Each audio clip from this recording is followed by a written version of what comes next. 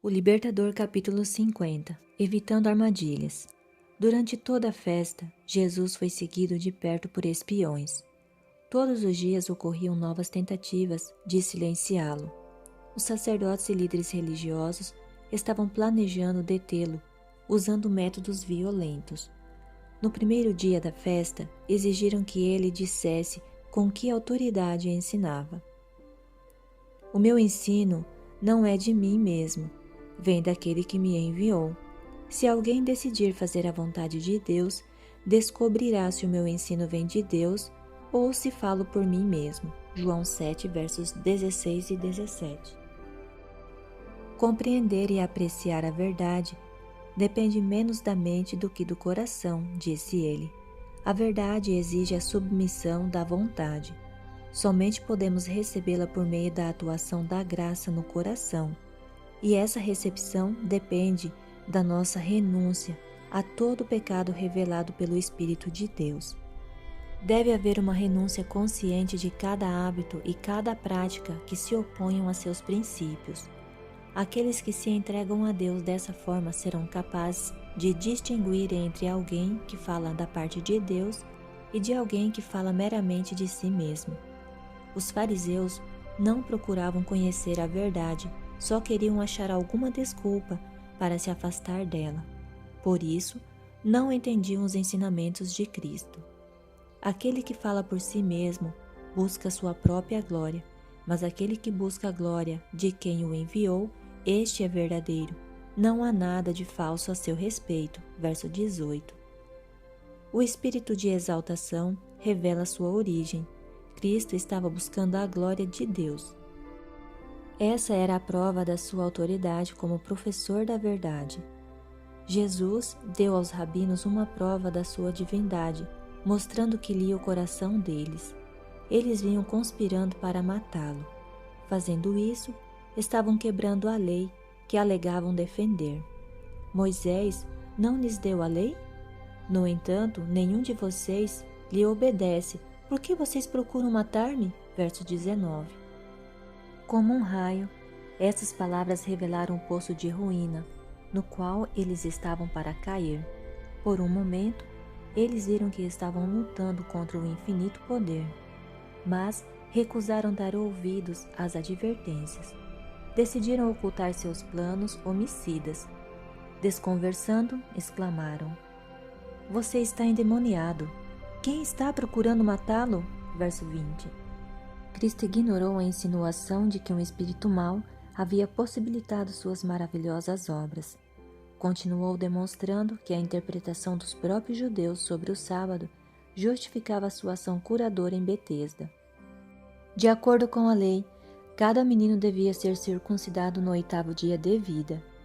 E se esse dia caísse no sábado, o ritual deveria ser cumprido. Quanto mais deve estar em harmonia com o espírito da lei. Curar completamente um homem no sábado? Ele os advertiu: não julguem apenas pela aparência, mas façam julgamentos justos. Verso 24. Seu raciocínio silenciou os líderes religiosos. Ideias errôneas sobre o Messias e sua vinda. Muitos dos que moravam em Jerusalém se sentiam atraídos a Cristo por um poder irresistível. Crescia neles a convicção de que ele era o Filho de Deus. Porém, Satanás estava pronto para sugerir dúvida. As pessoas geralmente acreditavam que Cristo nasceria em Belém, mas que, depois de algum tempo, desapareceria, e quando aparecesse outra vez, ninguém saberia de onde ele tinha vindo. Muitos afirmavam que o Messias não teria qualquer relação natural com a humanidade. Enquanto o povo titubeava entre a dúvida e a fé, Jesus falou sobre os seus pensamentos. Sim, vocês me conhecem e não sabem de onde eu sou. Eu não estou aqui por mim mesmo, mas por aquele que me enviou. É verdadeiro.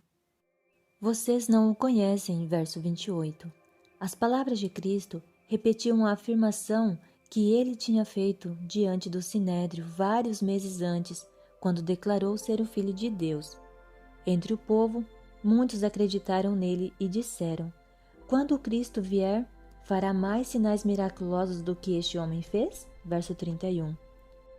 Os líderes dos fariseus, observando o curso dos eventos, notaram as expressões de simpatia entre a multidão. Depressa, foram aos sacerdotes principais e fizeram planos para prender Jesus quando estivesse sozinho, porque não ousariam prendê-lo na presença do povo. Muitos dos que se convenceram de que Jesus era o Filho de Deus foram confundidos e se deixaram levar pelo falso raciocínio dos sacerdotes e rabinos. Esses mestres influenciaram o povo repetindo as profecias relativas ao Messias, de que ele reinaria no Monte Sião e em Jerusalém, glorioso na presença dos seus líderes, e também de que reinaria de mar a mar e desde o rio Eufrates até os confins da terra. Isaías 24, versos 23, Salmos 72, verso 8. Depois, com desdém, contrastaram a glória descrita nesses versos com a aparência humilde de Jesus. As pessoas não se deixariam confundir se tivessem por si mesmas estudado a palavra. Isaías 61 testifica que Cristo faria precisamente o trabalho que ele fez. O capítulo 53 retrata sua rejeição e o capítulo 59 descreve o caráter dos sacerdotes e rabinos. Discernimento entre o certo e o errado. Deus não obriga as pessoas a desistir de sua descrença. Ele quer que elas decidam, não por impulso, mas a partir do peso das evidências, comparando cuidadosamente as passagens das Escrituras.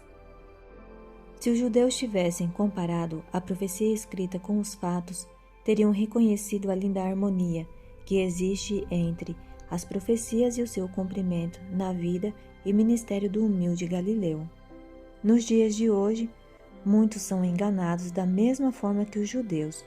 Os mestres religiosos leem a Bíblia à luz de suas tradições, e as pessoas não pesquisam as Escrituras por si mesmas. Não se apegam ao seu próprio critério e confiam seu destino aos seus líderes.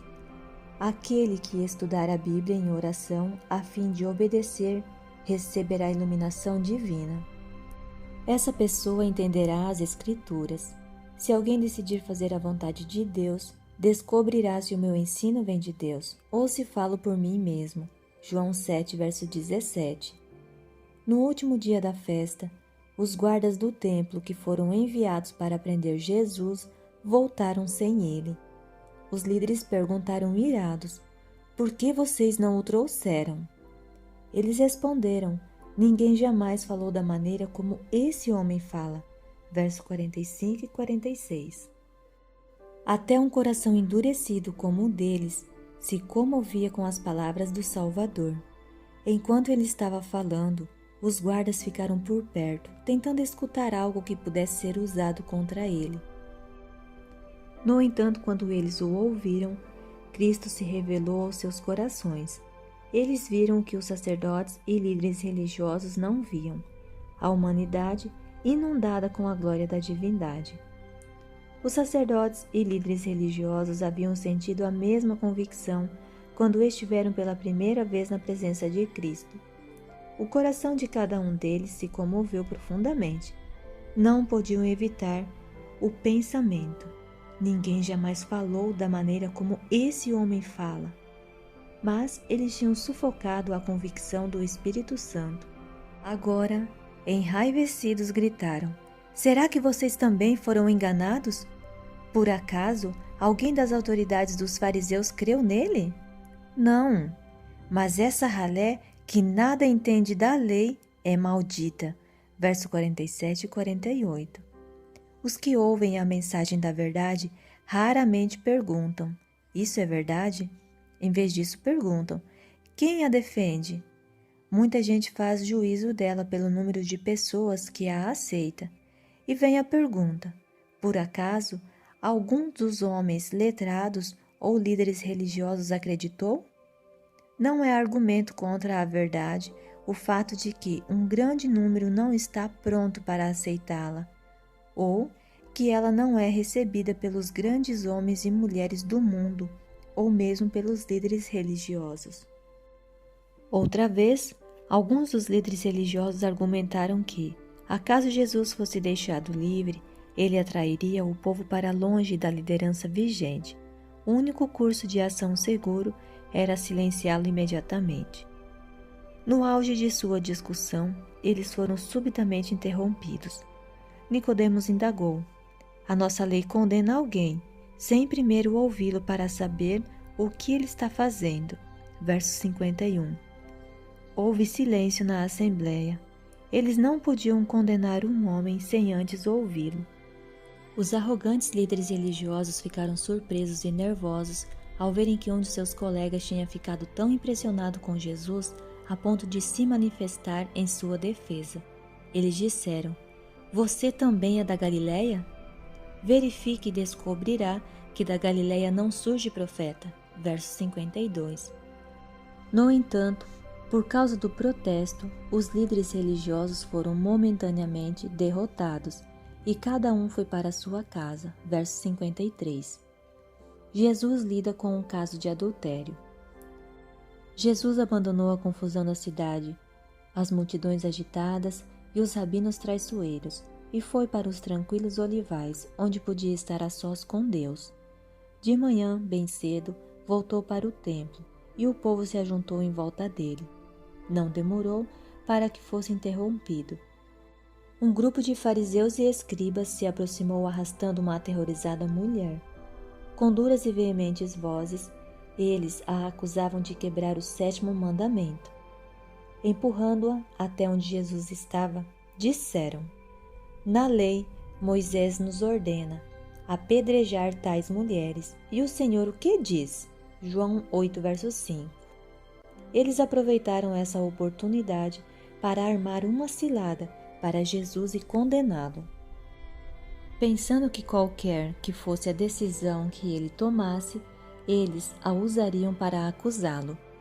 Se ele absorvesse a mulher, eles poderiam acusá-lo de desprezar a lei de Moisés. Se a declarasse merecedora de pena de morte, eles o acusariam perante os romanos de ter assumido uma autoridade que pertencia somente a Roma. Jesus contemplou o cenário, a vítima trêmula e envergonhada, e os rostos insensíveis das autoridades, sem qualquer vestígio de piedade. Ele lia o coração e conhecia o caráter e a história de vida de cada um, sem dar nenhuma indicação de que ouvir a pergunta deles. Ele se curvou e começou a escrever no pó. Os acusadores chegaram mais perto, impacientes com sua demora e aparente indiferença. Quando os olhos deles se fixaram no pavimento aos pés de Jesus, os seus rostos se transformaram. Ali, diante de todos, estavam escritas as culpas secretas da vida de cada um deles. O povo viu a repentina mudança de expressão e se adiantou a fim de descobrir o que eles estavam olhando com tanto pânico e vergonha.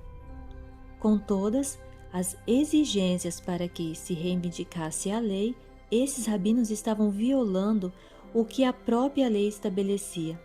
Era dever do marido iniciar a ação contra a mulher, e as partes culpadas deviam ser igualmente castigadas. A ação dos acusadores não tinha nenhuma autorização. Jesus, entretanto, os enfrentou no terreno deles mesmos.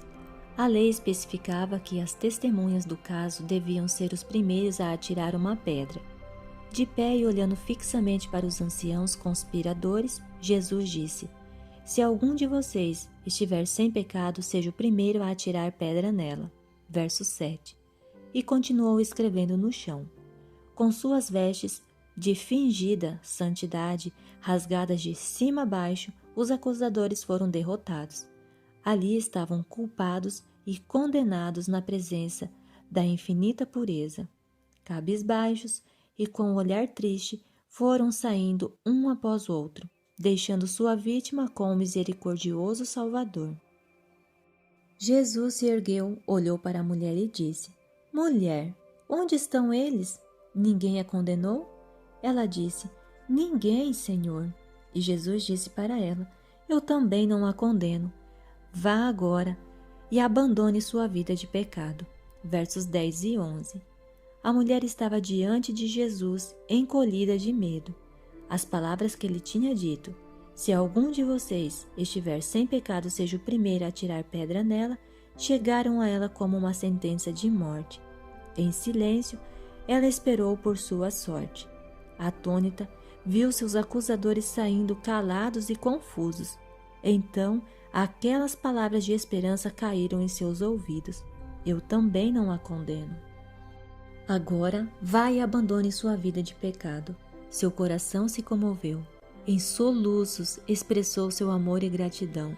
Com lágrimas amargas, confessou seus pecados. Para ela, esse foi o começo de uma vida de pureza e paz. Ao erguer essa alma caída, Jesus realizou um milagre maior do que o de curar a mais grave doença física. Ele curou a doença espiritual que leva à morte eterna. Essa mulher arrependida se tornou um dos mais fiéis seguidores de Jesus. Jesus não tolera o pecado, nem abranda o sentimento de culpa, mas procura salvar. O Salvador se compadece da fraqueza do pecador e lhe estende a mão ajudadora. Não é seguidor de Cristo aquele que se afasta dos que erram, deixando-os desimpedidos para prosseguir rumo ao abismo.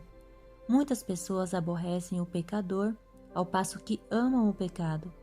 Cristo aborrece o pecado, mas ama o pecador. Esse será o espírito de todos os que o seguem. O amor cristão é lento em censurar, rápido para discernir o arrependimento, pronto para perdoar, para animar e para colocar o que está perdido no caminho da santidade.